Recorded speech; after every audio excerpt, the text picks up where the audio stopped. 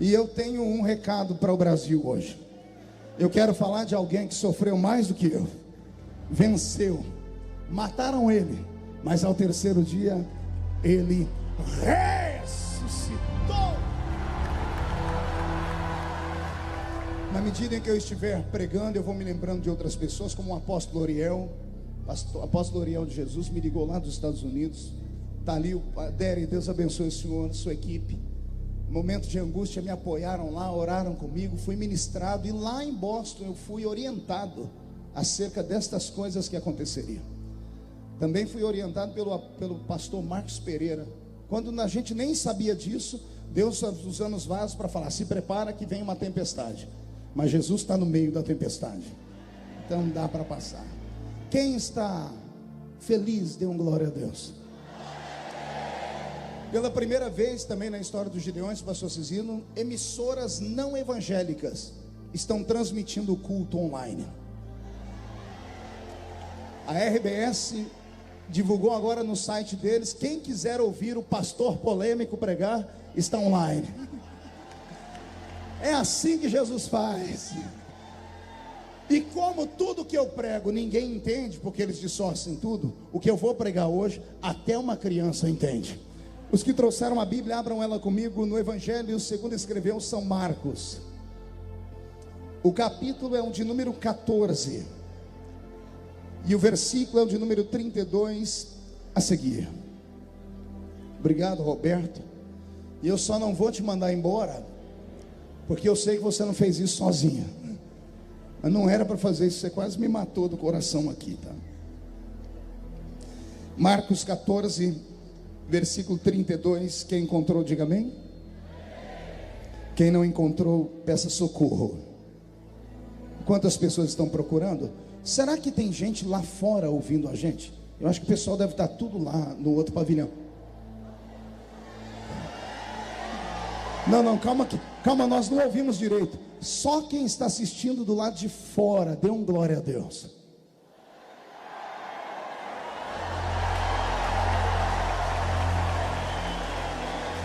Eu acho que é um dos maiores públicos que nós já tivemos no domingo aqui. Glória a Deus por isso, glória a Deus. Fabiana, obrigado. Fabiana foi a minha guarda-costa, pastor Cizino. Ô mulher arretada, viu? E ela falou que o senhor falou que ela vai casar. Eu creio em milagre, né? Marcos 14, verso 32, está escrito assim: e foram a um lugar chamado Getsêmani, e disse aos seus discípulos: assentai-vos aqui enquanto eu vou orar. E tomando consigo a Pedro, Tiago e João, começou a ter pavor e angustiar-se, e disse-lhes: a minha alma está profundamente triste até a morte, ficai aqui e vigiai. E tendo ido um pouco mais adiante, prostrou-se em terra e orou para que, se fosse possível, passasse dele aquela hora. E ele disse: Abba, Pai, todas as coisas te são possíveis, afasta de mim este cálice, não seja porém o que eu quero, mas o que tu queres. E chegando, achou-os dormindo e disse a Pedro: Simão, tu dormes? Não podes vigiar uma hora? Vigiai e orai, para que não entreis em tentação. O espírito na verdade está pronto, mas a carne é fraca. E foi outra vez e orou, dizendo as mesmas palavras.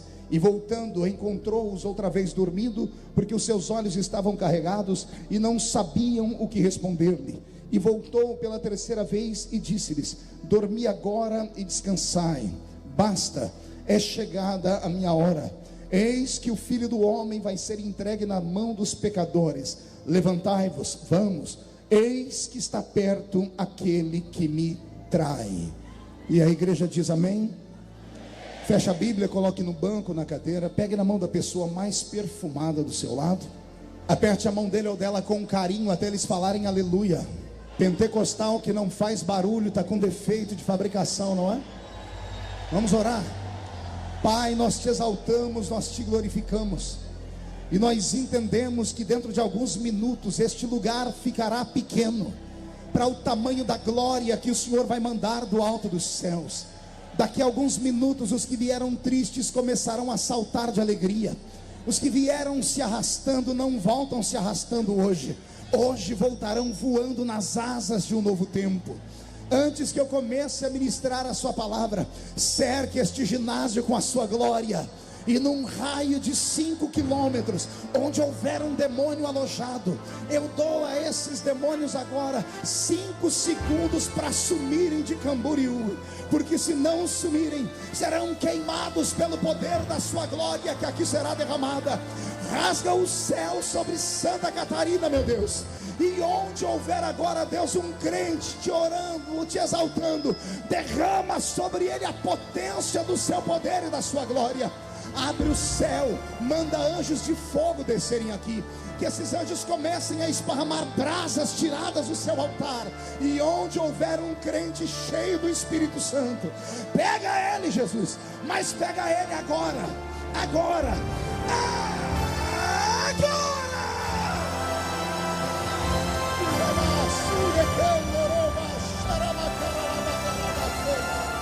Fica conosco, Jesus, agora e sempre. A igreja diz: os que podem, tomem o seu assento, aplaudindo a Jesus porque Ele é bom.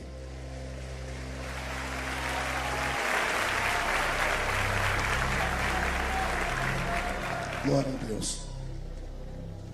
Quero fazer menção também do deputado Peninha Mendonça, que é aqui de Santa Catarina. Não sei onde está o Peninha. Deus abençoe Vossa Excelência por ter vindo. Também o vice-prefeito da cidade de Blumenau está aqui, está ali com seu filho. Glória a Deus. Olhe para o seu irmão e diga: está preparado? Alguém trouxe lenço nesta noite? Quem não trouxe lenço, prepare a manga da camisa, a ponta da gravata, porque nós vamos receber um batismo de quebrantamento aqui nessa noite. Amém. Vou pedir para que o pastor Roberto mude a música. E antes de pregar, quero explicar porque vou pregar esse texto. É uma oportunidade única, porque amanhã milhares de pessoas vão acessar o site para saber o que foi que eu preguei. Eu estou orando para Jesus salvar todos os jornalistas do Brasil. Tem alguns que já estão com raiva de mim. Nunca uma notícia durou tanto tempo. Já são quase 80 dias. E nesses 80 dias eles foram obrigados a revirar minha vida inteira. E pegaram mensagens que eu preguei aqui nesse púlpito há 14 anos atrás, espinçaram palavras polêmicas e jogaram para a mídia secular, tentando macular a minha imagem diante do povo, desenhando uma figura de um monstro. E se eu fosse um monstro, não teríamos essa multidão aqui me ouvindo nessa noite. As minhas pregações não despertam ódio, elas despertam nas pessoas a consciência dos seus pecados. E o homem, quando é afrontado com os seus pecados, ele tem duas opções: ou ele se converte, ou ele cria raiva das pessoas que estão falando a verdade. O homem sobre quem eu vou pregar nessa noite foi crucificado, quase foi escalpelado vivo.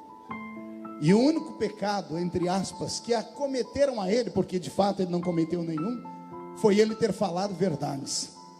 E a verdade tem que ser dita, custe o que custar, doa a quem doer. E como pregador do evangelho, eu tenho um compromisso acima do compromisso de deputado federal. Eu estou deputado, mas eu sou pastor. Amanhã posso não estar mais deputado, mas serei pastor até a volta de Jesus de Nazaré. Então podem caçar o deputado, mas nunca vão caçar o pastor.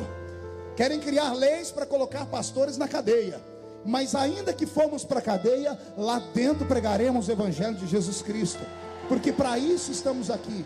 E outra coisa, vai uma palavra que poucos vão entender, só quem é espiritual: eu estou aqui, mas eu não sou daqui. Eu estou nessa terra, mas a minha terra celestial está preparada.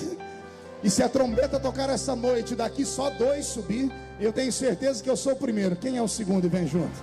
Então dá um berro para acordar Santa Catarina toda. Glória a Deus.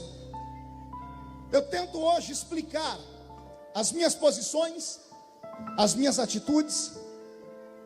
Tento explicar hoje porque é que eu falo o que falo, penso o que penso. E tudo isso através da minha motivação. O que me motiva a lutar pela família, o que me motiva a lutar pelos pensamentos da igreja, é a história que nesse momento eu passo a contar. Respire fundo, olhe para o seu irmão e diga: ouça com o coração agora. Pastor Roberto, mude a música para mim. Era uma noite parecida com essa. Só não era o mesmo dia da semana, mas era uma noite depois de um dia afadigado, de lutas, de coisas gloriosas que aconteceram, testemunhos. Todos haviam lavado os pés, as mãos, agora estão assentados ao redor de uma mesa. E aquele que sempre é o mais alegre naquela mesa, nesse dia não está alegre. Seu semblante está descaído. Ele pouco fala nessa noite, Heron, a quem eu agradeço por todo o aparato e organização aqui dos Gideões. Deus abençoe vocês, viu? Virou meu guarda-costas também, daquele tamanho ali, ó. I love you. Era uma noite como essa, mas como eu disse, aquele que é sempre o que traz a alegria está triste, sentado talvez no meio da mesa ou na cabeceira. Os que estão ao redor dele não compreendem por que o semblante dele está descaído, o olhar está quase que perdido. Até para partir o pão, ele partiu o pão com ressalvas. O coração dele palpitava muito. E houve um momento que ele não aguentou a emoção e disse: um entre vós vai me trair. E quando ele diz isso, ele choca os que estão ali. Um olha para um, que olha para outro e pergunta: serei eu, serei ele? E Jesus revela: aquele a quem eu der esse bocado de pão. Se eu estivesse naquela mesa, eu jamais estenderia a mão para pegar aquele pão. Você estenderia a mão para pegar ele? Ele revelou antes: aquele a quem eu der esse bocado de pão. E não é que Judas estende a mão para pegar o pão. Naquele momento a mente de Judas trava. Ele pouco estava prestando atenção no que Jesus estava falando, porque ele não se importava mais com o mestre. E naquele momento foi revelado o traidor.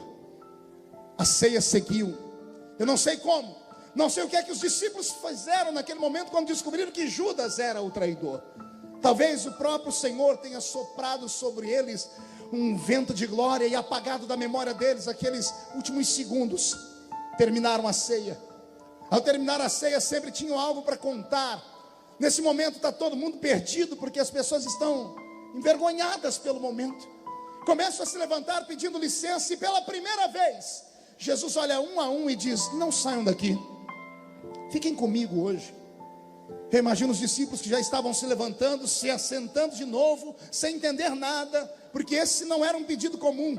E naquele dia Jesus faz um pedido que ele nunca havia feito, pelo menos a Bíblia não conta. Ele olha para eles e diz assim: eu queria que acontecesse aqui o que o meu pai ensinou através de Salomão. Quem está triste, cante, para que a tristeza vá embora. Ah, como eu queria a letra daquela música, Paulo Marcelo. Ah, como eu queria a letra daquele hino, porque com certeza eu cantaria esse hino por muitas vezes na minha vida. E quem sabe nesses últimos 60 dias seria o meu hino de cabeceira, porque foi o louvor que preparou Jesus para uma das piores noites que ele havia tido em 33 anos de existência na terra. Aliás, eu nem sabia que ele era cantor. Não sei que tipo de voz ele falava, não sei se ele cantava como barítono, como contralto, mas com certeza a voz dele naquele dia ficou para sempre registrado no ouvido dos discípulos. Terminaram de cantar, eles pedem licença para ir embora, e Jesus faz uma coisa que ele também nunca fez: não saiam, fiquem comigo mais um pouquinho. Daqui a pouco ele se levanta e diz: já que vocês querem ir, ao invés de ir para casa, vamos subir o monte comigo. Todo mundo se entreolha e diz: ele não está bem. Quer perguntar o porquê? Só falam se todo mundo perguntar. Ele nunca deixou os discípulos subir com ele ao monte da oração. Ele sempre se reservava, e às vezes ele dizia: para proteger vocês, é melhor que vocês fiquem aí e eu vou orar sozinho. Porque ele travava longas noites de batalha com o inferno inteiro. Ele travava longas noites de batalha com potestades espirituais da maldade. Mas nesse dia, ele estava tão carente, ele estava tão machucado, que ele pediu para que os amigos ficassem ao lado dele. E os amigos até tentaram, e caminharam com ele 1 milha, 2 milhas, até chegarem na entrada do Monte das Oliveiras. E ali, quando começaram a dobrar os joelhos e Jesus contou 1 a 1, faltou um, que no meio do caminho, no lugar escuro, aproveitou uma bifurcação e saiu e debandou, e foi fazer aquilo que ele tinha colocado no seu coração, que era vender o mestre. Está com Jesus agora 11, e quando Jesus percebe os 11 que ali estão, o coração dele se enfraquece.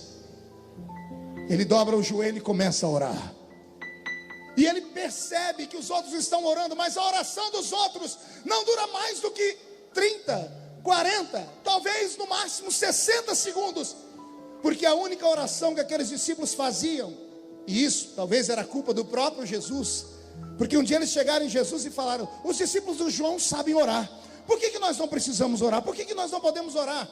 E Jesus dizendo para eles: vocês têm a mim com vocês, enquanto eu estiver com vocês eu preciso orar, mas querem aprender a orar? Eu vou ensinar uma oração. E era a única oração que eles sabiam. E eles juntam as mãos naquela noite escura, num grupo de 11, e começam a orar: Pai nosso que estás no céu, santificado seja o seu nome, venha a nós o teu reino, seja feita a tua vontade, assim na terra como no céu. O pão nosso de cada dia nos dai hoje, perdoai as nossas ofensas, assim como nós perdoamos a quem nos tem ofendido. Não nos deixes cair em tentação, mas livra-nos do mal, porque teu é o poder, o reino e a glória para sempre. Jesus não ficou feliz assim, porque eles acabaram de orar e fez-se silêncio no monte. A alma dele angustiada, o coração acelerado, ele querendo gritar. Eu não sei se você já passou por momentos assim. Só vai orar em monte quem está com a vida quase perdida.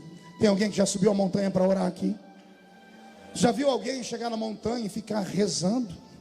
Quando a gente vai para a montanha, a gente vai para a guerra, a gente vai para o grito. Aquilo que a gente não pode gritar em casa, a gente grita na montanha. Aquilo que a gente não pode falar para os amigos, a gente fala na montanha. Na montanha a gente bate o pé no chão, a gente rola na terra, a gente salta e grita até Deus ouvir. E Deus escuta a oração da montanha. Só os que já oraram no monte tiveram uma experiência como essa. Dê um grito de glória a Deus, por favor. E Jesus queria que os discípulos orassem com ele, porque um orando sozinho, todo mundo vai ouvir a oração. Mas se tiver mais de um, se tiver 12, porque eles estavam em 12 ali, os 11 mais ele, ninguém saberia o que o outro estava orando, mas eles se calaram. E Jesus percebe que eles não têm o que orar. E eles tentam orar, mas a oração que eles sabem é só o Pai Nosso, e acaba por ali mesmo. E enquanto eles estão tentando orar, Jesus começa a ficar mais angustiado. Ele se levanta e faz algo que ele nunca havia feito. Pergunte o quê? Ele chama os 3 amigos mais íntimos dele, Pedro, Tiago e João. Leva eles para um canto. Ele abraça os 3 e diz: o que eu vou falar para vocês é o desabafo de um amigo. Os outros são meus filhos, são meus discípulos, mas não têm a intimidade que vocês têm comigo. Então com vocês eu posso falar que vocês não vão se escandalizar. Se eu falar para os outros o que eu vou falar para vocês, eles vão abandonar a fé, mas para vocês eu posso. Os 3 estão com o coração acelerado também, dizendo: o que é que Jesus vai falar? E Jesus olha no olho dos 3, Valquíria, e diz: a minha alma está angustiada. Eu estou sentindo a morte chegar. Eu sinto que é meu último dia. Não vamos ter mais manhãs de café. Não teremos mais almoços na casa de Lázaro. Não teremos mais dias de sorriso vendo os milagres. Eu sinto se aproximar a maior entidade espiritual temida pela humanidade, que é a morte. Que quando vem não volta sozinha. Que quando vem não manda recado. Que quando vem não envia um e-mail avisando que está chegando. Que quando vem não posta no Facebook. Quando ela vem, ela não volta sozinha. E ela estava se aproximando. E Jesus, sensitivo como era, percebeu que o Espírito já estava pairando por lá. E nesse momento ele diz: é por isso que eu preciso que vocês orem por mim. E aqui eu choro, porque eu sempre amei ver Jesus como super-herói. Eu sempre amei pregar Jesus fazendo atos mirabolantes. Quer ver um pregador pentecostal ficar feliz? É colocar ele para pegar a passagem onde Jesus estava dormindo na polpa do barco, e o barco quase indo a pique, mas alguém se lembra que ele está no barco. E quando chamam por ele, Ele sai do meio do barco, vai até a proa do barco, no bico do barco, estufa o peito, abre os dois braços, e buscando uma autoridade que ninguém tem na terra, ele grita: acalma-te, vento, e aquieta-te, mar. Eu já ouvi falar que mar tem braço, Charles, mas não sabia que tinha ouvido. Eu nunca ouvi falar que vento escutava. Eu ouvi falar que vento assoviava, mas o vento e o mar pararam para ouvir Jesus. E quando ele vai voltando para o barco, os discípulos vão olhando para ele dizendo: que homem é esse, que até o vento e o mar obedecem? Eu sou apaixonado em pregar um Cristo super-homem. Amo o pastor Alexandre Bernardino. Ver Jesus parado na porta da tumba de Lázaro, e quando a pedra está sendo movida, seu coração se enche de glória, Marco Aurélio. E ele olha para o céu e diz: Pai, não é só para mostrar, é só que eles saibam que nós somos um de verdade. Ouve a minha oração. E olhando para dentro daquela tumba, ele grita: Lázaro, ô Lázaro, defunto de 4 dias, Lázaro, que a pele, a carne já está podre e fedorenta, Lázaro, sai de dentro desta cova, Lázaro.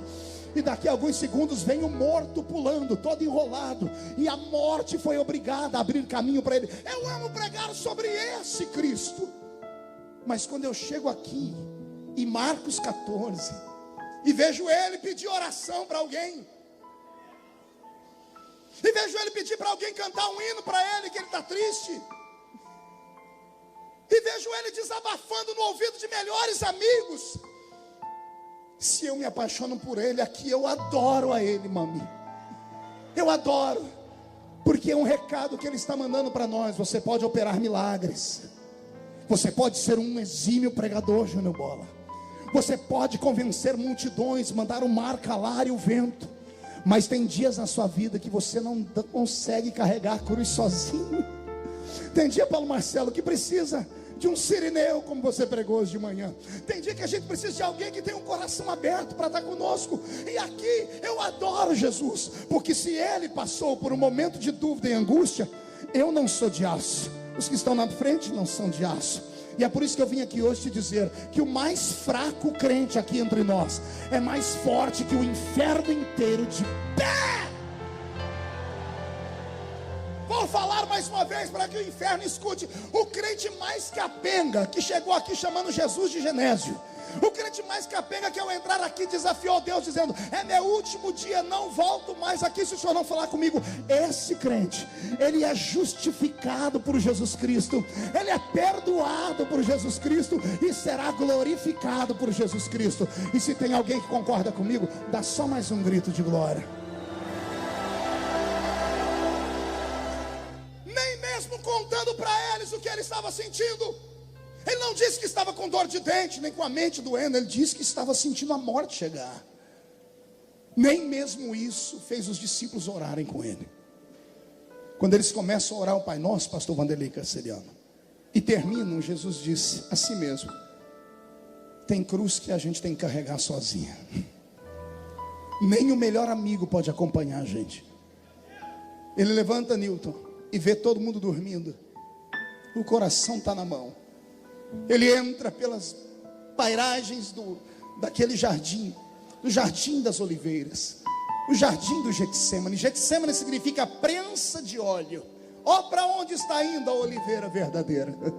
A oliveira da verdadeira está entrando dentro do jardim e se planta no chão daquele lugar, sobre uma pedra. Pelo menos é assim que os maiores artistas pintaram a cena. Eu posso vê-lo com seus cabelos, sua barba, ajoelhado, olhando ao céu, com um olhar perdido, com um olhar de angústia. E naquele dia, o que eu conto agora é algo que penso eu, não diz a Bíblia, digo eu. Havia um silêncio mórbido naquele jardim. Os grilos não grilavam, sapos não coachavam, pássaros não piavam. Alguns minutos antes de Jesus entrar ali, Deus e o diabo se encontraram naquele jardim, fizeram um acordo. Deus disse ao diabo: você não vai atormentá-lo aqui com seus demônios, e eu não colocarei meus anjos aqui para fortalecê-lo, porque neste momento a decisão é dele, e só dele.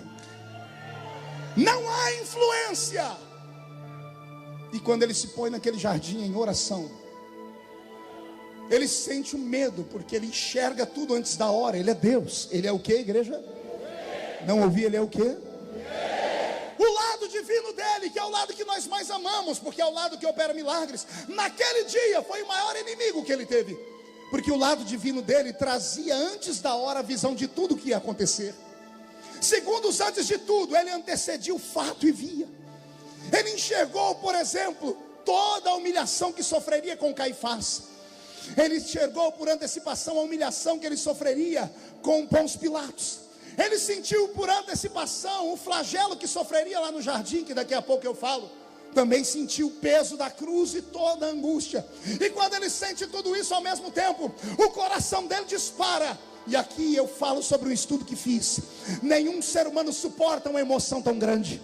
O coração de Jesus Cristo era para ter explodido naquele momento. Era para Jesus ter infartado. Mas ele estava proibido de morrer de infarte, porque gente infartada não pode salvar o outro. Tem que ter um sangue derramado.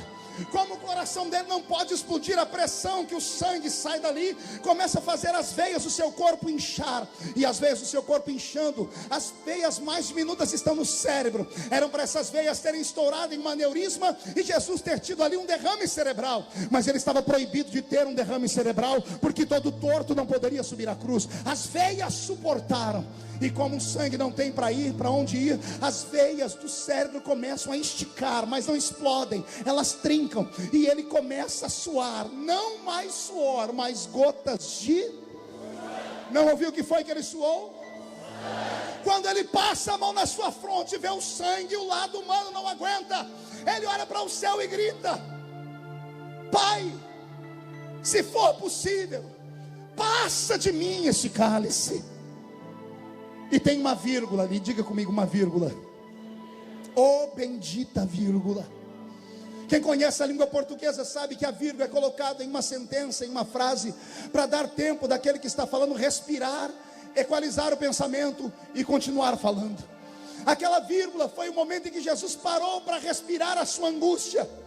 Era para ele ter continuado a sentença. Ele disse: se for possível, passa de mim este cálice. Mas depois da vírgula tem uma outra sentença. Ao invés de ele dizer: eu estou com medo, ele olha para o céu e diz: todavia, seja feita a tua vontade e não a minha. Eu chorei o dia que eu entendi isso. Eu perguntei: Jesus, por que o senhor falou isso? Ele disse: por causa daquela vírgula. Eu disse: o que o senhor viu na vírgula? Ele disse: na vírgula eu não vi nada, mas no momento em que eu parei para respirar, eu abri os meus olhos espirituais, que me fizeram anteceder e ver a cruz, e eu vi a cruz antes da hora de novo. Só que agora eu não me assustei, porque eu inclinei a cabeça para a direita e enxerguei lá na frente, depois da cruz. E depois da cruz eu vi os gideões missionários da última hora. Depois da cruz eu vi as sentenças que foram decretadas de vida eterna. Depois da cruz eu vi aqueles homens e aquelas mulheres de mãos levantadas, dando grito de glória, mandando força, dizendo que o céu é logo ali. E por causa desse povo, vou repetir, por causa desses malucos que ninguém entende, que nos chamam de desequilibrados, por causa desse povo, ele olhou para o céu e disse: todavia, seja feita a tua vontade, não a minha. E ele se levanta. Ele se levanta numa força incrível. Não é mais o mesmo homem que entrou. Eu disse que não é mais quem? Não ouvi? Não é mais quem? Pergunte por quê. Ele entra depressivo, ele entra triste, ele entra angustiado. Quando ele se levanta, ele sai dali como um guerreiro. Ele sai mais forte que um guarda pretoriano. Ele sai e acorda os discípulos assim: não pudestes orar comigo? Eles vão dar uma desculpa e diz: agora é tarde, não precisa mais orar, porque a carne é fraca, mas o espírito está forte. Não, você não entendeu. Ele diz: eu entrei aqui com a minha carne tremendo, mas recebi lá dentro uma fortaleza no espírito. Eu encaro o diabo se for preciso. Agora eu profetizo que depois desta festa, nesta noite, as famílias que estão reunidas aqui, ao saírem pelas vicinais, pelas estradas do Brasil, vão voltar cheias do Espírito Santo. O seu espírito vai estar de pé. Eu profetizo que você não vai temer a nada e a ninguém. Se levantarem contra ti 11 mil demônios, demônios, 1000 cairá de um lado, 10.000 cairá do outro, e você não será atingido, porque a força do Espírito estará sobre você. Só quem crê nisso, levante a mão direita. Agarre o ombro de quem está do seu lado, por favor. Agarre o ombro de quem está do seu lado. Ó, tem gente que nem para me obedecer vai. Agarre o ombro da pessoa. Ah, pastor, e se for um jornalista? Agarra com as duas. Chacoalha a pessoa até ela ficar irritada. Irrita ela. Faz isso na sua casa. Faz isso na sua casa. Chacoalha a pessoa até ela ficar irritada. Irrita ela. Diga: Deus te trouxe aqui para isso. Ele vai fortalecer o seu espírito. Só quem crê nisso reage.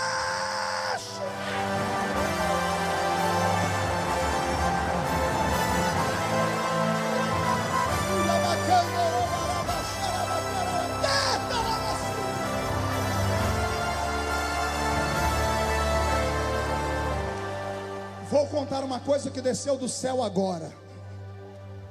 Você não sabe o poder da sua fraqueza. Não, isso veio do céu, desceu agora. Vou repetir. Você não sabe o poder da sua fraqueza. Quando um crente está fraco, ele coloca Deus de pé no trono. Deus não consegue ser Deus na vida de crente forte. Vou repetir de novo, parece heresia, mas não é não. Deus não consegue ser Deus na vida de crente forte, porque o crente forte confia no braço dele, confia no joelho dele, confia no bolso dele, confia na convenção dele, confia na igreja que está com ele, confia no trabalho dele. Agora o crente, quando está lascado, quando está vendendo almoço para comprar janta, quando está sofrendo mais do que sovaco de aleijado, quando ninguém dá nada por ele, nesse momento ele se joga no chão e diz: papai, eu não aguento. Aí Deus se levanta e diz: é para você que eu sou Deus. Onde você não vai, eu te levo. O que ninguém faz por você, eu faço. Eu profetizo que os fracos que vieram aqui, porque os fortes já foram embora, mas os fracassados que vieram aqui terão uma surpresa esse ano.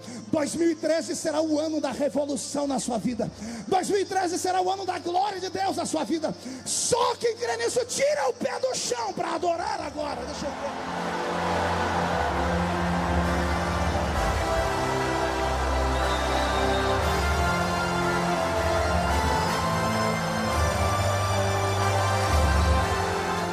E para que ninguém pense que essa é uma teoria feliciana, que isso não é doutrina do felicianismo.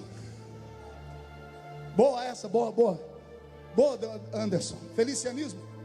Paulo disse: quando eu estou fraco, é aí que eu... Calma, põe o verbo direito. Quando eu estou fraco, é aí que eu sou forte.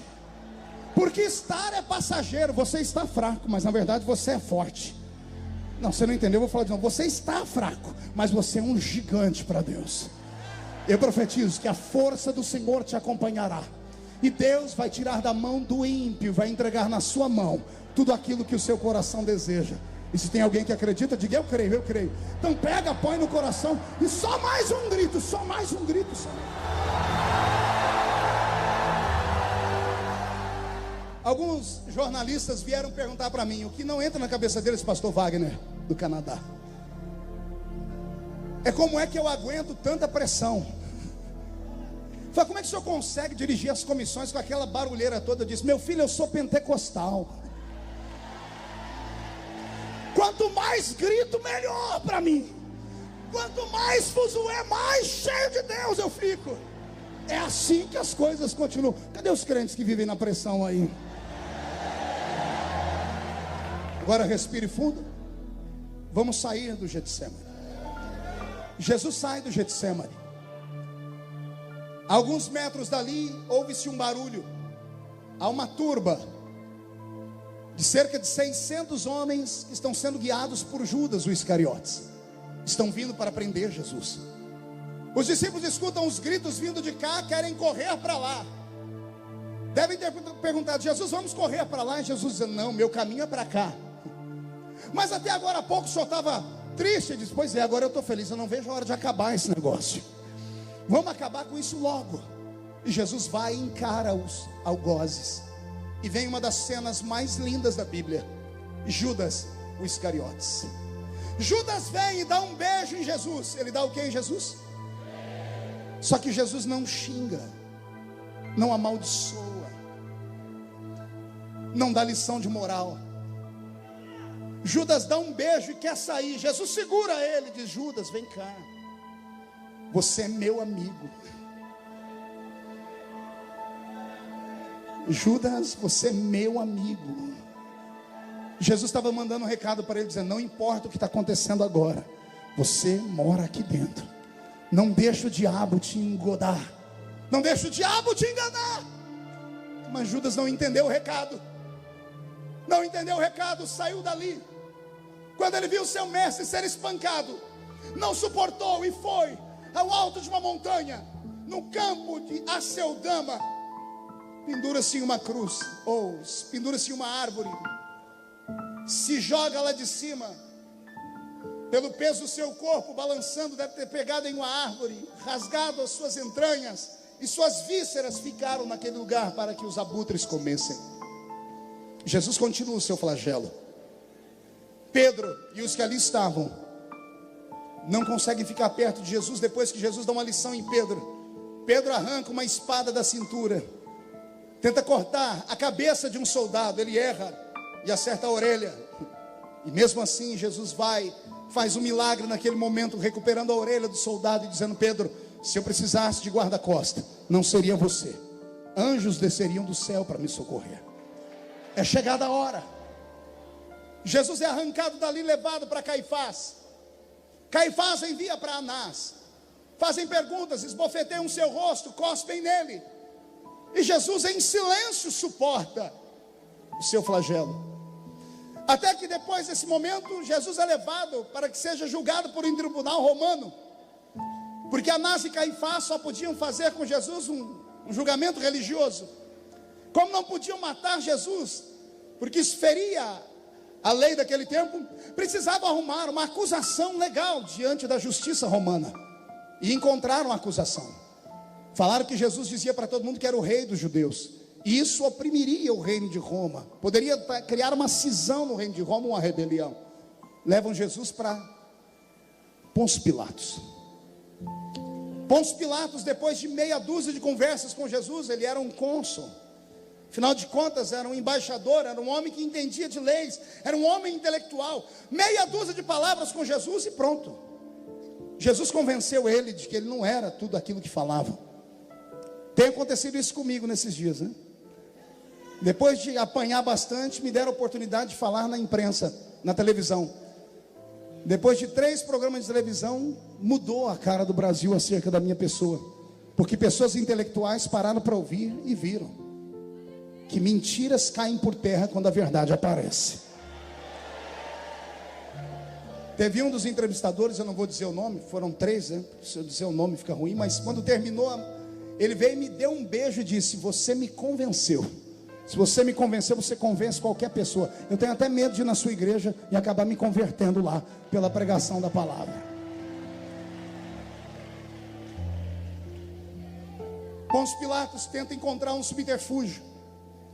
Ao invés de matar Jesus, porque os judeus tinham sangue, que estavam com sangue nos olhos por Jesus, ele promove um massacre do corpo de Jesus. Jesus é levado para o alpendre da sua casa, ou melhor, do lado de fora do alpendre havia uma mini praça dentro do palácio onde Pôncio Pilatos morava. E ali naquele espaço colocaram um tronco, amarraram Jesus pelas mãos, deixaram ele seminu, e 2 soldados pretorianos começam um flagelo que resultou em quase 500 cortes nas costas de Jesus. Foram 39 chibatadas, uma quarentena de açoites menos 1, 39 chibatadas com um chicote chamado azorrague. Azorrague era um chicote com 12 tiras de couro. 12 tiras de couro, e na ponta de cada tira uma limalha de ferro, um pedaço de osso de carneiro quebrado. Cada vez que o chicote era desferido e batia nas costas, o osso e o ferro entravam na carne. Quando puxavam, rasgava a carne de Jesus por completo. Ele teve isso elevado a 39 vezes. Então multiplique 39 vezes 12 e você vai ter o número de cortes que Jesus teve nas suas costas. Só que havia entre os judeus, quando eu estive em Israel há pouco tempo eu aprendi isso, e isso me fez chorar muito. Havia entre os soldados romanos uma disputa. A disputa entre os soldados romanos era para saber em qual round cairia o judeu, porque nenhum judeu se ajoelhava diante de autoridades que não fossem do povo dele. Batiam nas costas para que o homem perdesse as forças e se arregasse. Então todos os judeus que foram levados para esse tipo de flagelo, havia sido feito um estudo entre os soldados. Na 10ª chibatada, nenhum mais aguentava, porque 10 chicotadas significavam 120 cortes no corpo. Então eles esperavam todos a 11ª chibatada. Pergunte por quê? O corpo não aguentava e a pessoa esmorecia. Ao esmorecer ele ficava pendurado.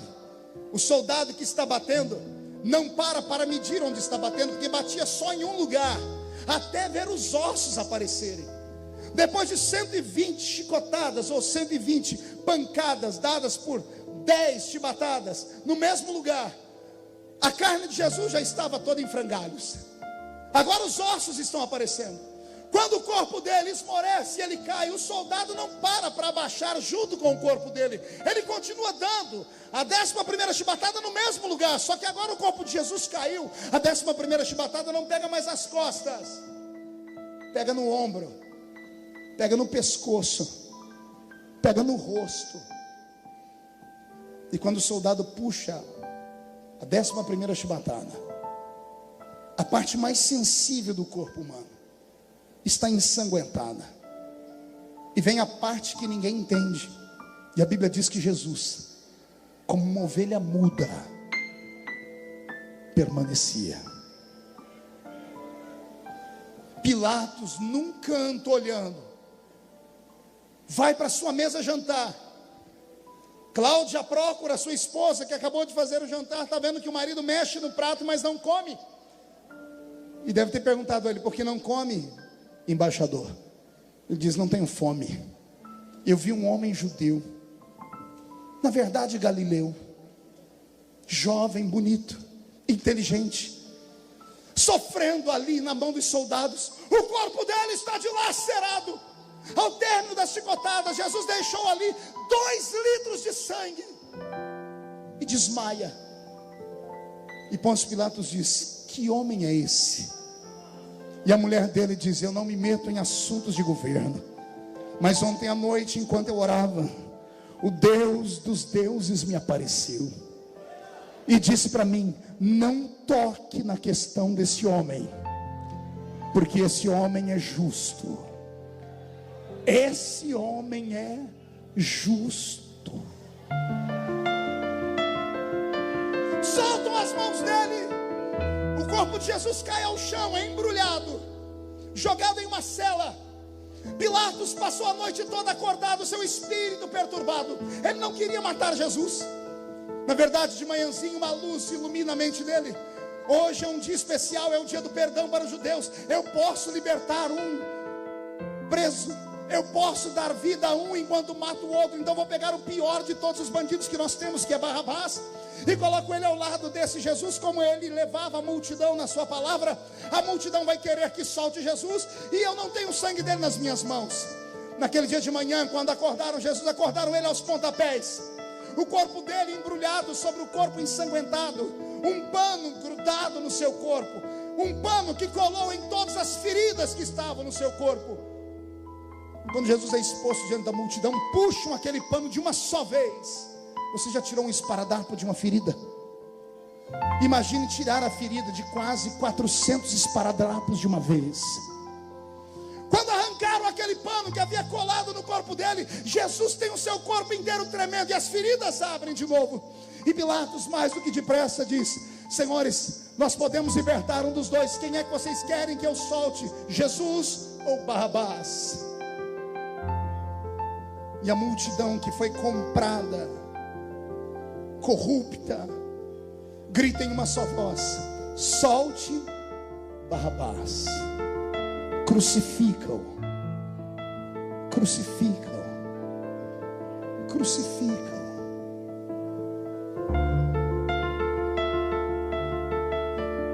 Pilatos lava as mãos.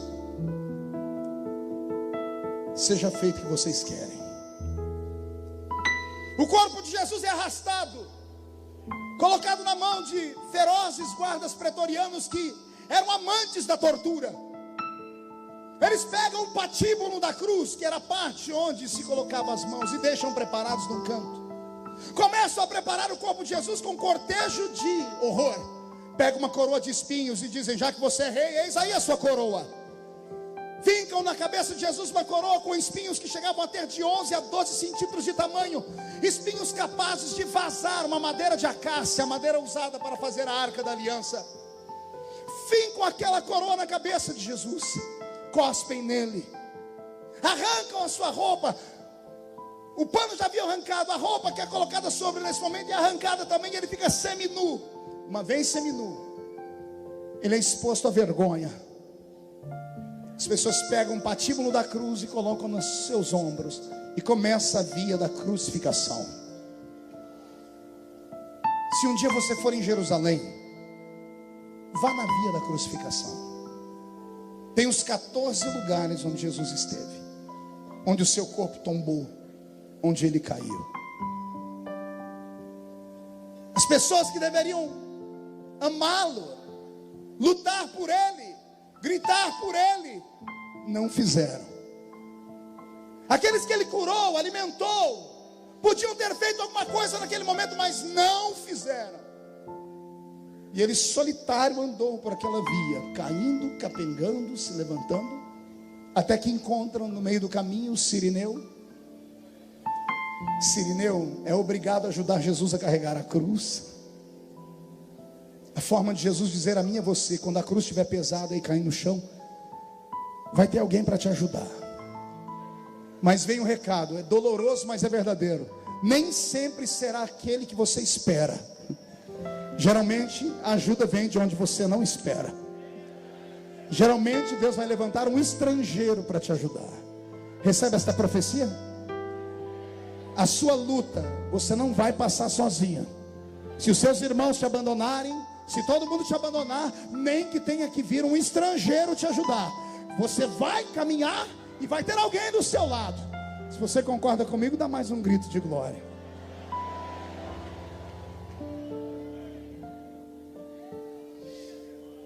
Estamos no Gólgota, e o vento sopra. O astro-rei que brilha no céu olha para a terra, e nesse dia ele se envergonha. Até que daqui a alguns minutos ele vai se esconder num canto do mundo. Os pássaros deixam de voar. A terra começa a se regurgitar, até que daqui a alguns minutos, algumas horas na frente, ela vai provocar um terremoto. Mas quando Jesus é colocado no alto daquela montanha, o patíbulo da cruz arrancado dos seus ombros, é colocado a haste principal, e uma cruz pesadíssima, fincada no chão, ou antes de ser fincada no chão, deitada no chão, se transforma numa espécie ou cama de tortura, e Jesus é colocado ali. Primeiro colocam sua mão esquerda e fincam ela com um prego gigante. O outro braço, quando vão colocar, é um pouco mais difícil. Pergunte por quê? A cruz não era dele. A cruz era de Barrabás. E Barrabás era um homem zarrão. Barrabás, nascido na região de Caríates, lá da terra do Cariotes Judas, era um homem com um corpo gigantesco. A cruz era feita 5 dias antes, sob medida. Era perfurado um buraquinho nela para facilitar a entrada do prego. O primeiro prego deu certo, o segundo não dava, porque o braço de Jesus era curto, e puxam o braço dele, esticam até quase desconjuntarem os seus ombros.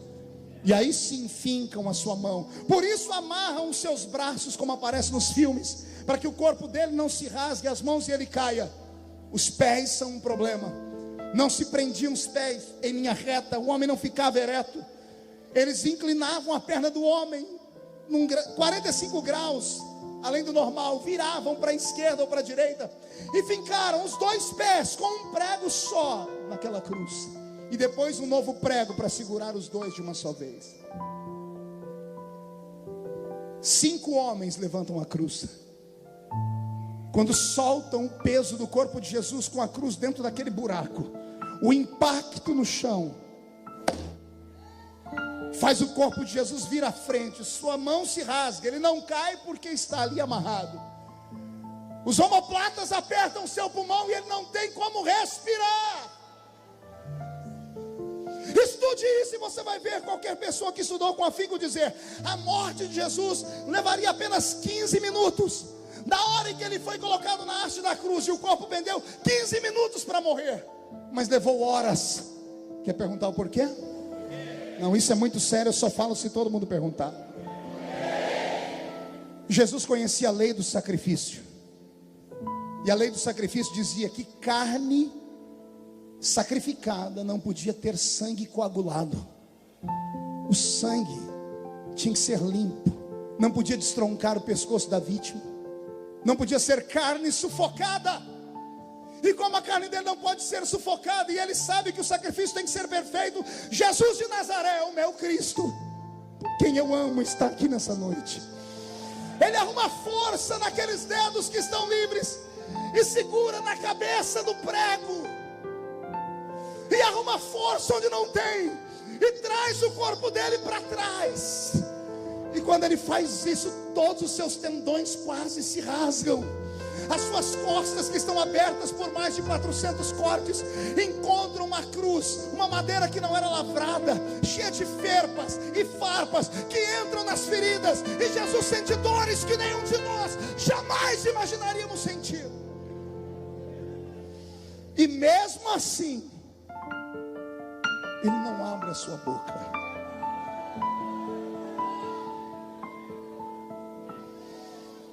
Aos amigos que estão nos ouvindo, é por isso que eu não renuncio.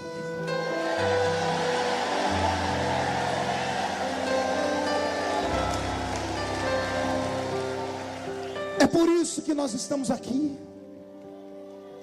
Vocês não entendem as nossas loucuras, os nossos gritos, debocham das nossas rododinhas, debocham das nossas coreografias, debocham dos nossos aleluias e dos nossos gritos. Mas fique tranquilo, quanto mais vocês colocam a gente na mídia, a gente não se envergonha disso, porque nós não somos pautados pela mídia.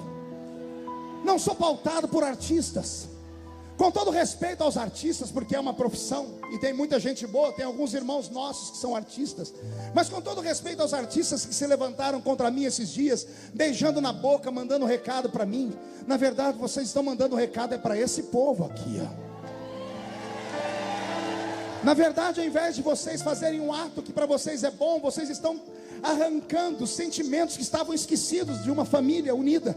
O pai não aceita isso. Nenhum pai cria o filho para ver porcaria na frente dos olhos dele. Nenhuma mãe cria sua filha para que ela tenha uma vida estranha fora do futuro. A família é criada para adorar a Deus. A família é criada para adorar a Deus. É isso. E sabe o que eu queria fazer aqui agora? Agora é hora da polêmica. Vamos para o Jornal Nacional de novo. Eu queria convocar os crentes a nunca mais assistirem uma novela.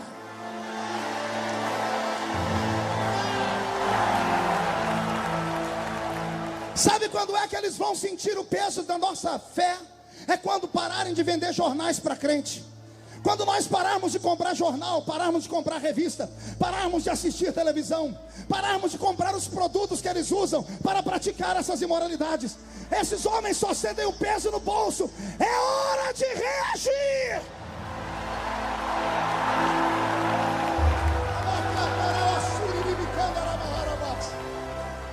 Escute aqui. Eu tenho amigos aqui que moram nos Estados Unidos e eles vão dizer se é verdade ou se é mentira. O conglomerado Walt Disney, há alguns anos atrás, não faz muito tempo, criou dentro do Walt Disney uma praça com detalhes de coisas que são contra a família. No dia da inauguração, foi um fiasco. Pergunte por quê. Só fala se todo mundo perguntar por quê.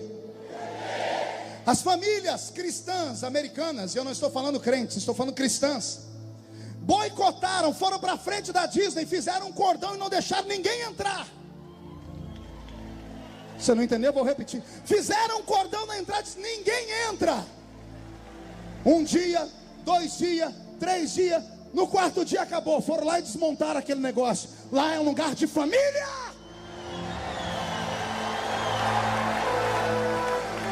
Família. Família é a base da sociedade. Família é a base da existência. Antes do Estado está a sociedade. E antes de haver Estado e sociedade, já havia família. E antes de haver a família, havia um homem. Deus disse: farei para você uma mulher, e os dois juntos darão crescimento à humanidade.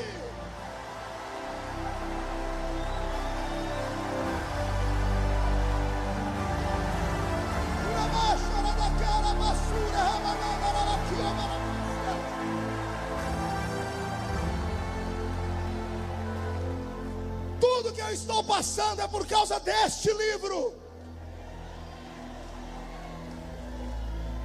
Eu estou sofrendo por causa deste livro. Eu fui citar Gênesis, me chamaram de racista. Fui citar Romanos, me chamaram de homofóbico. Eles odeiam esse livro. Mas esse livro não odeia eles.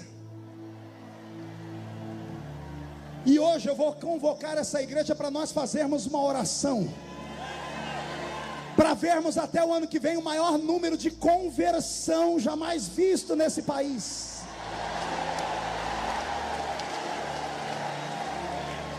Talvez até tenha alguns manifestantes por aí perdidos. Aqui vocês não têm coragem de me encarar, né? Olha a multidão que a gente é.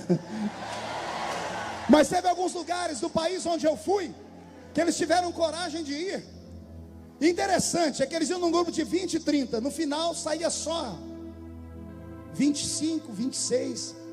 Aí eles perguntavam: cadê os outros? Estão lá na frente do púlpito da igreja chorando. Aceitaram Jesus como Salvador. O evangelho é poderoso, amigo. Eu não te odeio. Menino, eu não te odeio. Menina, eu não te odeio. Eu te amo. Eu queria que você conhecesse o que eu conheço. Eu queria que você conhecesse Cristo que sofreu na cruz por você. Eu queria que você entendesse que o que está acontecendo na sua vida é apenas um fenômeno comportamental que pode mudar. Que pode mudar. Eu vou repetir: pode mudar, porque Jesus transforma a água em vinho. O mel Jesus transforma. A Bíblia diz que ele encontrou uma prostituta. 15 minutos depois de falar com a prostituta, ela já era missionária. A mulher samaritana, ela encontrou Jesus, negou água para ele. Jesus disse: se tu soubesses quem sou eu te daria água, e quem bebe dessa água nunca mais tem sede.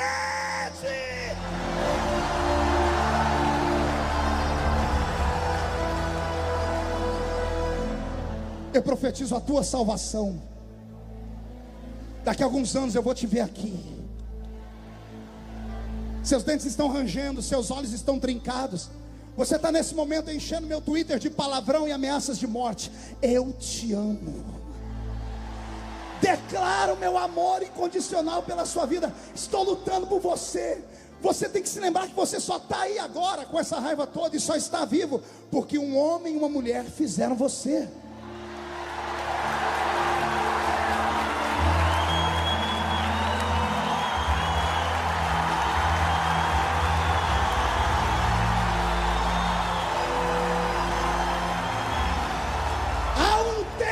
De milagres se aproximando do Brasil. O Brasil será o celeiro missionário desta década, porque a família sobrevive.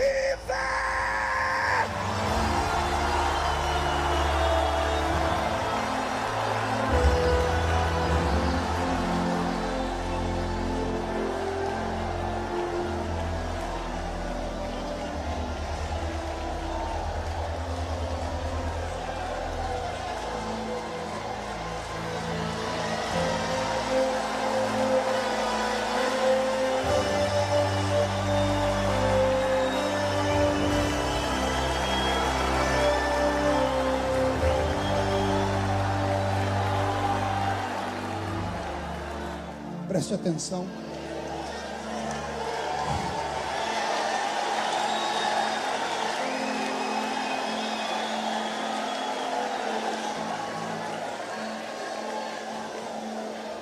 Pega na mão da sua irmã, pega na mão do seu irmão.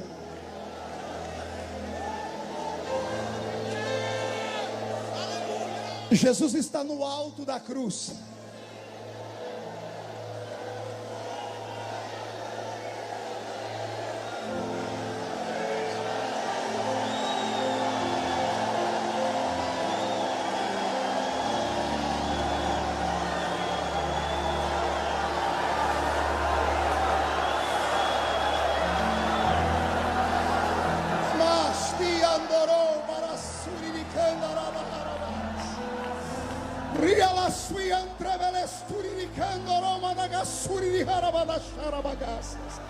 Pai, derrama a unção do batismo com o Espírito Santo.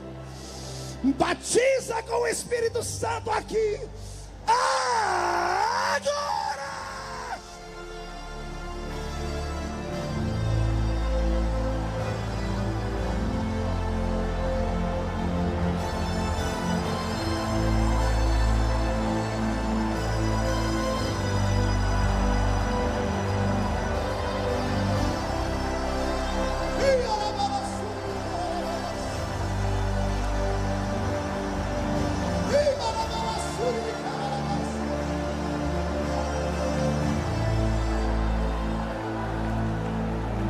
Estou sentindo uma autoridade de Deus aqui.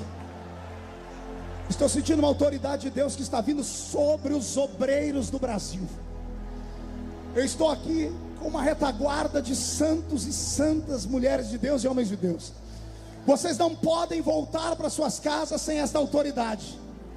Há uma autoridade sendo entregue nesta noite.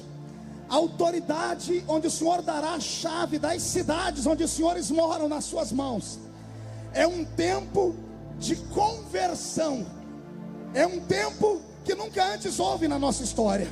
Eu tenho dificuldades em lidar com esse tipo de revelação instantânea que vem. Estou tentando explicar.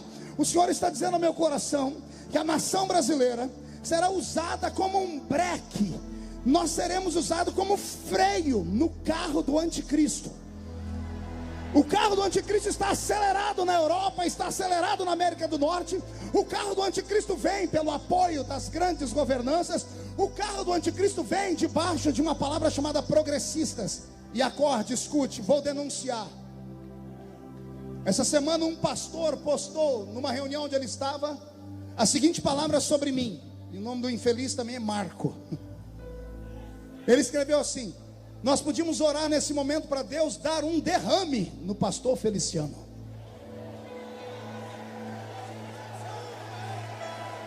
Vocês leram isso? Amém. Tem pessoas aceitando Jesus como Salvador.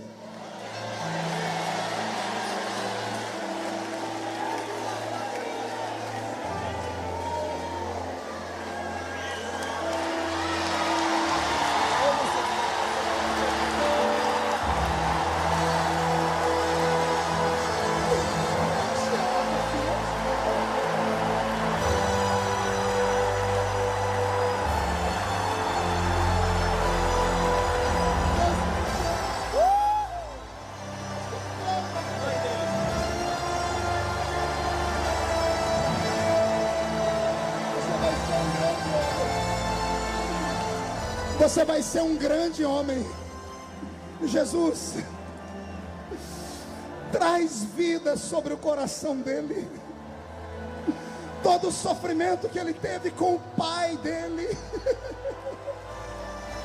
toda a tristeza que ele sofreu na infância, traz vida para dentro dele e faz ele ser um profeta.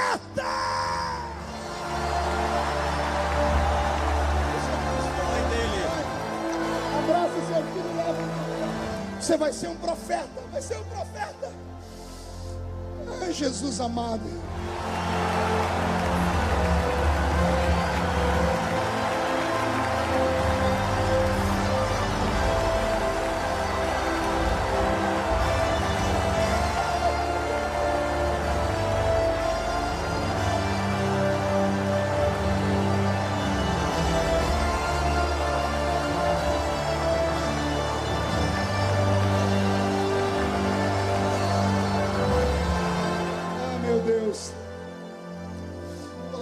aqui perto da gente para cultuar aqui perto.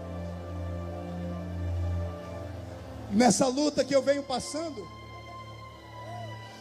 me deixaram sozinho na cruz por 30 dias. Mas não foi maldade. Foi um tempo que Deus permitiu. Por 30 dias, Newton, você está lá em Brasília, você sabe, nem a nossa frente havia se manifestado. Em 30 dias, nem a minha convenção havia se manifestado. O Brasil inteiro me viu apanhar sozinho. E houve noites que eu chorei. Eu sou presidente de um ministério pequeno. Nossas igrejinhas têm 4 anos. Eu achei que nós íamos ter que fechar as portas da igreja, Joelson. Joelson é o pastor da igreja de Ribeirão Preto. Está na mídia as fotos. Mais de 200 pessoas gritando, fazendo feitiçaria na frente da igreja. A minha esposa, vem cá, amor.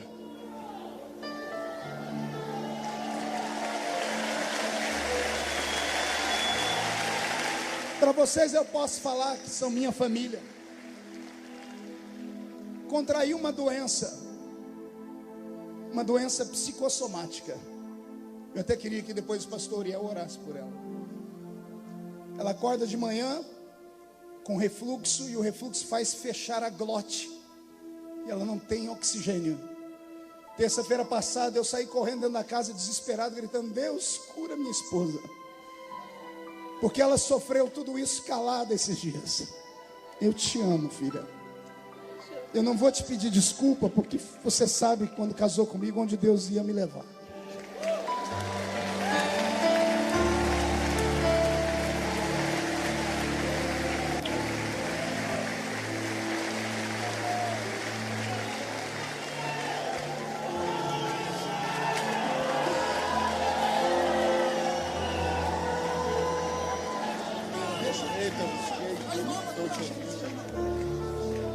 Meu Deus, o meu filho.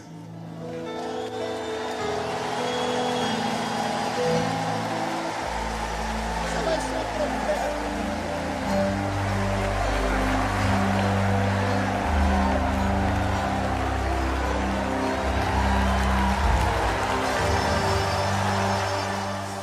Imagem e semelhança de Deus. Imagem e semelhança de Deus. Imagem e semelhança de Deus.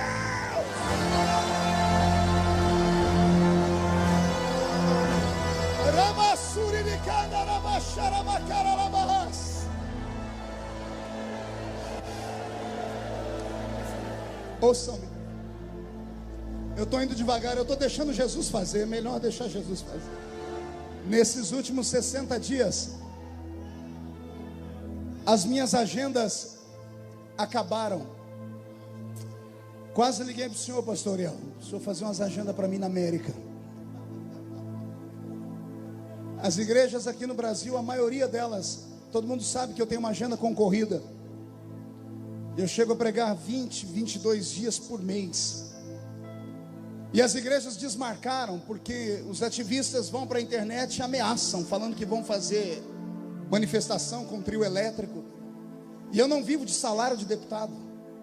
Eu tenho estrutura muito grande, tenho programa de televisão, tenho missionários que eu sustento, tenho famílias. E houve dias desses últimos 2 meses que eu falei: Jesus, acabou tudo. O que eu vou falar agora é uma coisa muito particular. Pegue na mão de quem está do seu não. Karen, vem cá, filha. Essa é a minha filha mais velha. Linda igual o pai, não é?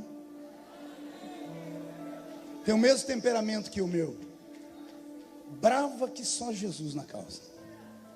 Quando ela fez 15 aninhos, eu estava passando uma situação difícil. Eu falei: filha, papai não vai te dar festa de 15 anos, mas quando você fizer 18 anos eu vou te dar um carro.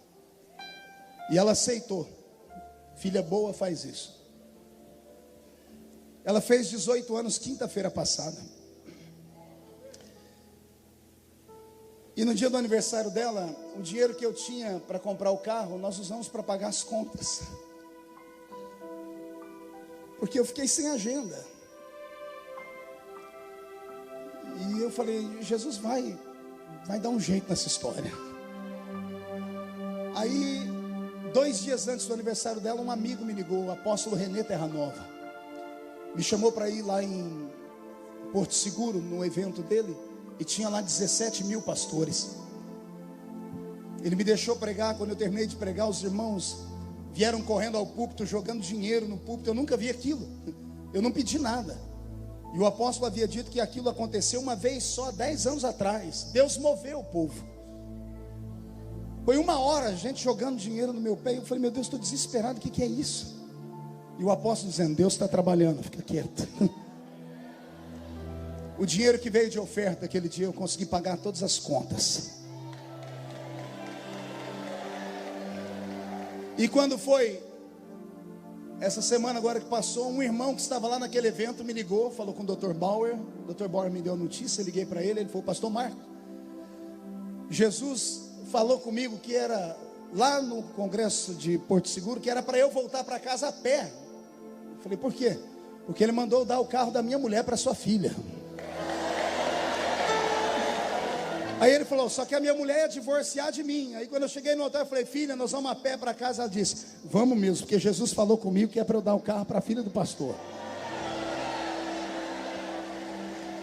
Não é o carro que ela quer, mas é um começo. Chega segunda-feira, amanhã está em casa às 2 horas da tarde. É a forma de eu falar para minha filha que Jesus sempre cuidou da gente. Ele nunca vai te desamparar, nunca.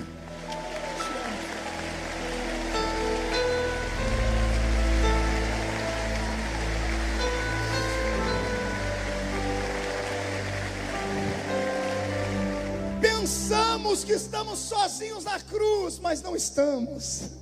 Respira fundo, pega na mão de quem está do seu lado. Oh glória!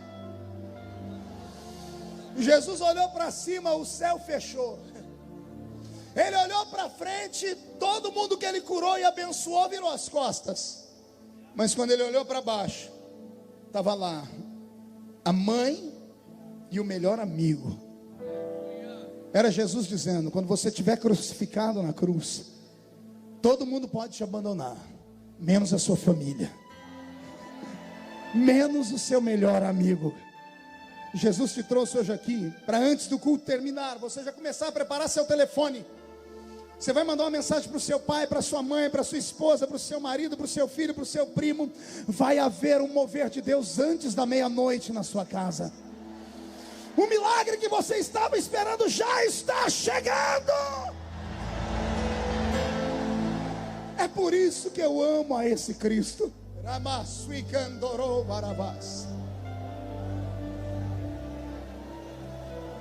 Houve uma hora naquele dia, naquela sexta-feira, que Jesus olhou para o céu e disse: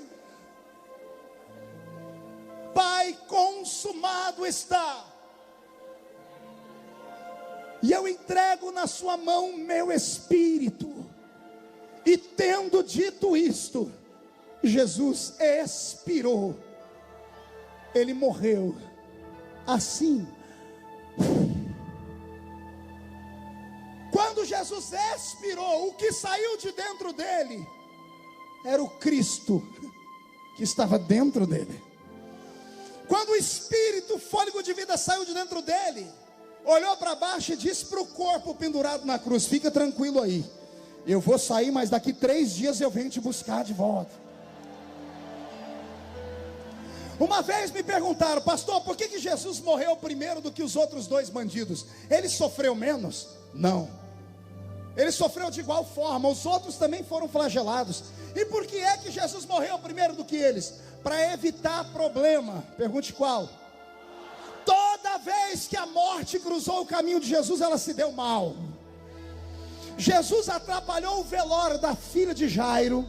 Jesus parou o cortejo fúnebre do filho da viúva de Naim.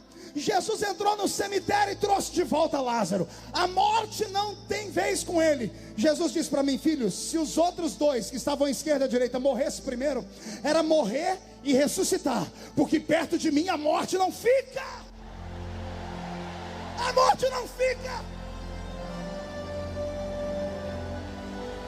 Respire fundo. Ele morreu. E a Bíblia diz que, tendo morrido, o seu espírito desceu às regiões mais baixas. E antes da ressurreição trouxe consigo um cativeiro. Trouxe consigo o quê? Pergunte o que é isso, pastor. Todos os que morreram antes de Jesus tiveram uma chance da salvação. Todos os que morreram antes de Jesus tiveram a chance da salvação. Senão Deus seria injusto. Quando Jesus morre, nesses 3 dias que ele desaparece, ele desce às profundezas do Hades. Ele vai no seio de Abraão. E todos os que morreram antes dele tiveram a chance de encontrar nele o Messias. Pode imaginar ele entrando lá no cativeiro, abrindo as portas, porque a chave da morte está na mão dele, e ele dizendo: Lázaro, ou melhor, antes de lá, vamos pegar os mais antigos. Daniel, sai para fora, Daniel. Mas quem és tu, Senhor? Eu sou aquele que fecha a boca dos leões. Jeremias, sai para fora. Mas quem és tu, Senhor? Eu sou o oleiro e tu és o vaso. Ezequiel, sai para fora. E quem és tu, Senhor? Eu sou o anjo que tem o cordel na mão de medir e meço as águas do avivamento. Lázaro, sai para fora. Sai todo mundo que morreu para fora. Abandone este lugar agora, porque é hora de conhecermos o verdadeiro paraíso. Agora que o evangelho está anunciado entre os mortos, é domingo como hoje, só que era de manhãzinha. Um grupo de mulheres foram até a tumba. Chegaram lá, a pedra estava rolada.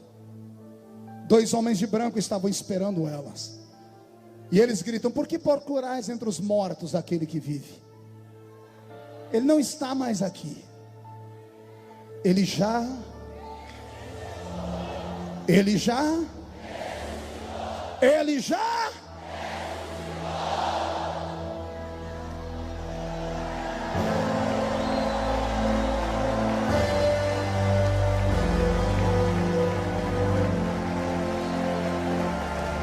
segure a mão do seu irmão de novo. Eu estou terminando, eu encerro aqui. Ressuscitou. Apareceu por um período de 40 dias a quase 500 irmãos. Marcou um encontro com eles no pé de uma montanha, em Atos capítulo 1. Dialogou com eles alguns minutos, e enquanto dialogava, foi subindo ao céu. Uma nuvem começou a elevá-lo. E enquanto ele estava subindo até os olhos não mais o verem, os 2 anjos que estavam na tumba, que vieram escoltá-lo, voltaram, porque os discípulos estavam olhando para o céu. Os anjos desceram, cutucaram o ombro deles e disseram: por que estão olhando para cima? Do jeito que ele foi, qualquer dia desse,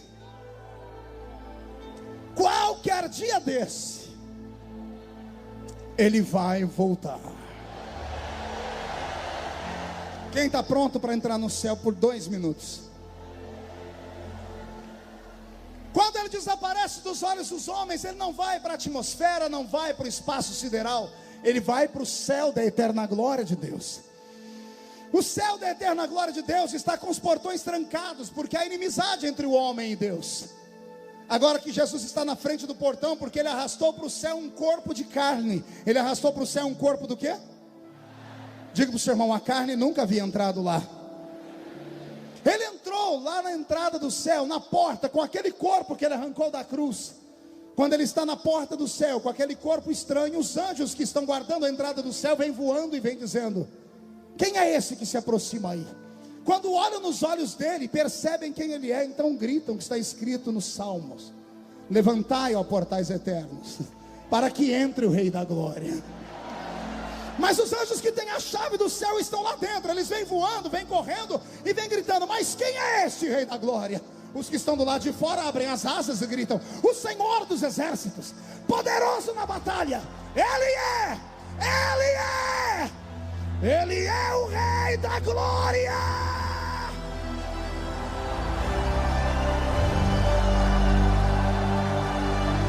O portão se abre. Um homem de carne e osso entra no céu. Quando seus pés pisam as ruas da Nova Jerusalém, ele cumpre a lei. É possível ser homem, nascer aqui nessa terra, viver uma vida de tribulação, e depois ir morar no céu. Você não entendeu? Eu vou falar de novo. É possível ser de carne e osso, comedor de arroz e feijão, e quando morrer, ir morar no céu. Amigo que ouviu esta pregação evangelística, talvez se o pastor Cisino me chamar para o ano que vem, eu venho com a mensagem pentecostal. Mas eu não podia perder essa chance de evangelizar o Brasil nessa noite. E falar para você que está em casa, que existe o céu, em contrapartida existe o inferno. Que existe Deus, e se existe Deus, existe o diabo. Que existem anjos, se existem anjos, existem. Quando morreres, para onde irás? Quando eu era menino, cantava uma música que me dava arrepios. Ela dizia assim: o homem pode ser famoso no mundo inteiro, ter muitos amigos e muito dinheiro, mas no fim da vida nada pode levar. A multidão levará até o cemitério, mas de lá para frente o caso é mais sério. Não terá ninguém para lhe acompanhar. A Bíblia afirma que depois da morte segue-se o juízo. Não se preparou quando era preciso adorar a Deus e abster-se do mal. Agora não adianta prece, está condenado. A condenação e o juízo final. É por isso que nunca vão me fazer negar a cruz. Você tem uma alma, e a sua alma precisa de Deus. Vou pedir para que toda a igreja feche os olhos. Ó Deus de Israel, eu sei. Apoio o pastor Marcos Feliciano, acreditando na sua força, na sua fé. O pastor e deputado federal Marcos Feliciano representa a minha pessoa. Eu não vim a esse mundo para adorar outro rei. Vamos lá? Pastor Marcos Feliciano representa a família piauiense e a família brasileira. Convido a todos que venham nos unir com essa força e apoiar junto os projetos, os planos do pastor Marcos Feliciano. Os leões estão rugindo sem parar. Estou com o pastor Marcos Feliciano, apoiando o povo brasileiro. Que eu dou o maior apoio ao pastor Marcos Feliciano. Ele é nossa família, fazemos parte da família de Deus e apoiamos nesse projeto, nessa causa. Meu louvor incomodou a todos que são contra ti, ó Jeová. Marcos Feliciano foi um dos pastores que foi usado por Deus para me tirar do tráfico de droga. Só quem sabe canta. Nada pode intercalar. Marcos Feliciano é realmente, legalmente, o representante da família. Estamos junto com o servo, pastor Marcos Feliciano. Apoiamos ao pastor Marcos Feliciano. Marcos, tamo junto, conte conosco. Louvor do meu coração, nos manjares eu abro mão. Pastor Marcos Feliciano representa o povo brasileiro. Que pastor Marcos Feliciano me representa. Vai em frente na sua luta, na sua fé, que Deus é contigo. Tamo junto, Deus abençoe. Nos palácios não quero não. Marcos Feliciano é uma pessoa do bem. O pastor Marcos Feliciano vai representar bem o nosso Brasil. Nós estamos dando o maior apoio ao nosso pastor Marcos Feliciano. Eis-me aqui como Daniel, com os olhos voltados para o céu. Pastor Marcos Feliciano, você nos representa. Eu sou de Imbituba, Santa Catarina. Bem-aventurada é a nação cujo Deus é o Senhor. E o pastor Marcos Feliciano nos representa. Com o risco de morrer, mas o que me importa é te obedecer. E quero deixar aqui o apoio. Nós estamos com o Senhor. Nós amamos e apoiamos o pastor Marcos Feliciano. Eu e a minha casa e a minha família é representada pelo Senhor.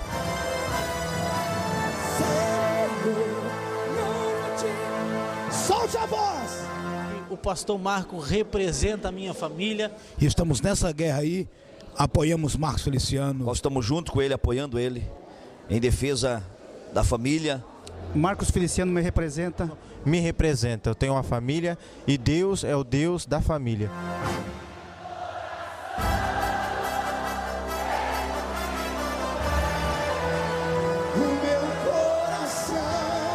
Marcos Feliciano é um homem de Deus. O pastor Marcos Feliciano, que é nosso amigo, que é um homem de Deus, tem o nosso apoio. Também apoio o pastor Marcos Feliciano.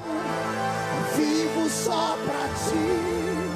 É hora de brigar pela família e defender esse homem de Deus que está lá à frente, pastor Marcos Feliciano. E nós estamos dando apoio ao pastor Marcos Feliciano. Conte conosco, o povo de Goiás está em peso aí apoiando o senhor, amém? Não abro mão do céu. Estamos juntos para defender o Brasil. A igreja evangélica está aqui unida para isso. Que eu apoio o nosso querido pastor Marcos Feliciano. Até diante da morte. O Amazonas está com o Senhor, estamos orando, intercedendo pela sua vida. A sua vitória é a nossa vitória. Deus te abençoe. Nós estamos juntos contigo nessa luta pela família. Que este homem íntegro, um pai de família, um homem abençoado por Deus, ele me representa e me representa muito bem. E o que depender de mim, da família Bernardino, dos Gideões Missionários da Última Hora, nós sempre estaremos do lado deste servo de Deus. Prefiro ser fiel.